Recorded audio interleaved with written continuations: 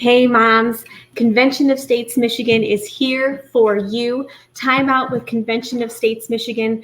We are here for another fun episode for all of you. So grab your tea, your coffee, your cocktail, depending on whatever time of day it happens to be that you're watching this. It's time for your TimeOut. So moms all across Michigan and all across the country are balancing higher prices at the grocery store, inflation, a crumbling public school system, and trying to figure all of this out and trying to figure out what happened. We know that our culture, our country, and our government isn't what we remember it to be, but we're not. And it's certainly not where we want it to be now. It isn't where we remember it. It isn't where we want it to be now, and we're not sure how to get it back to maybe what it used to be, or something to that's even a little bit less confusing than what it is right now. So the best part is that there is something that we can do, ladies. So there is something that we can do, moms. You can equip yourself and you can equip your family with the knowledge and the action to restore the federal government to its constitutional boundaries, to what it was constitutionally intended to be. And it starts with an Article 5 convention, national convention of all of the states. So I want to introduce you today for just a couple of minutes to a guy by the name of Pelatiah Webster. Okay, so this is in all of my kind of geeky research history for taking a few minutes for all of you here today. So he was back during the American Revolution, was an American merchant. He was a clergyman, and he was considered to be one of America's first economists. So he was, like I said, during the time of the beginning of the American Revolution, he actually wrote a series of short essays concerning finance, the economy, and the government of a fledgling United States, right, that had just passed or had just written and signed the Declaration of Independence, was just starting down this trek of the American Revolution and just starting to kind of try and figure out how we wanted this country to look and how we wanted it to be different than what we were seeing in England with the monarchy in England. So in one of his answers, he was a Federalist. Okay, so Pelatiah Webster was a Federalist. So this means that he was actually more pro a more powerful centralized government versus having more authority independently throughout each of the states, right? So he was a Federalist. He wrote in one of his essays, in an answer to the anti-federalists, right, who wanted more states' rights, who were more independent states versus and very wary of any sort of centralized government authority. He wrote in an essay to kind of address the anti-federalist concern that they didn't want the Constitution actually ratified and written. Webster didn't believe in extensive government. He didn't even believe that extensive government overreach was actually even ever possible, that it wasn't even likely to even happen, because he assumed that the states would always be there to hold the federal government accountable, and that the states would hold any necessary Article 5 conventions in order to maintain checks and balances and actually be kind of that fourth branch of government, that fourth check and balance on the federal government itself.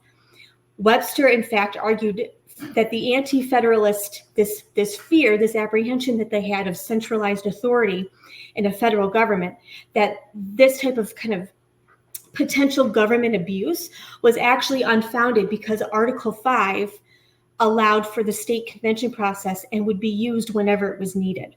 So Webster actually wrote in one of his articles that, and I'm going to quote here from him, "So 'tis not supposable that such abuses could arise to any ruinous height.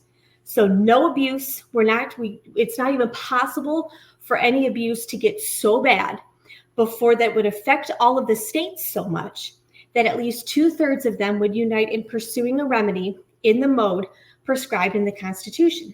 He's talking about Article 5 there, which will always be liable to amendment whenever any mischiefs or abuses appear in the government. So there you go.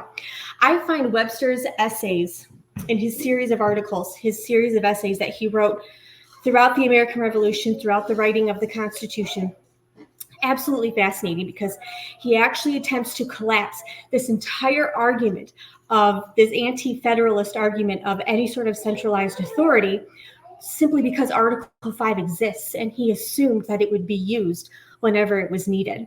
So anti-federalists who opposed the ratification of the Constitution, they were fearful that the Constitution conferred too much authority to the centralized federal government. Webster actually writes that it's not even possible for the federal government to overreach into the states and take too much authority away from the states, because the states would never allow that to even happen in the first place. So the states would instead unite in pursuing a remedy in the mode prescribed by the Constitution. He's specifically talking about and addressing Article 5 there. So this argument speaks truth to us today. This is one of his most powerful arguments. And the reason I wanted to take a few minutes and share it all with you today, or share it with all of you today, because it was assumed by our framers who actually wrote the Constitution, who wrote Article 5 and purposefully put it in there, purposefully put in having a convention of all of the states as a method of amending the Constitution as necessary. It was assumed by our framers that the states and that we the people would not even allow federal overreach to even happen. It was assumed that we would stay vigilant and that we would stay responsible for our liberties, and that we would hold our government responsible when necessary.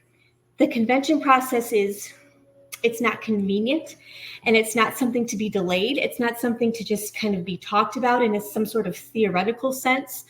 It's not something that we do if we feel like maybe getting around to it at some point, right? The states actually have an active civic responsibility to hold our government accountable and to hold government abuse at bay before it becomes overreaching and overburdensome. The Article 5 convention process is the only constitutional process that gives the states and actually allows the states to have this legal authority to be able to do this. So now you know, moms, America's history is rich in wisdom and guidance, and we will make sure that we delve deep into all of these different types of topics, deep into American history, probably the American history that you probably didn't learn in your K through 12 or even beyond education back in the day.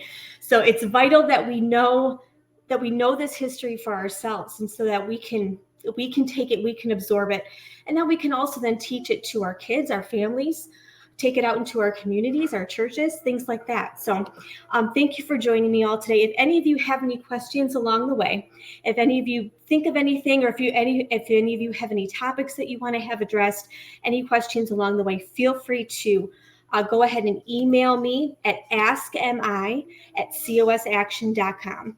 askmi@cosaction.com. I'd be more than happy to get you guys any information, delve into any topics that you think might be interesting. So we'll see you here in a couple weeks. Thank you so much for joining me.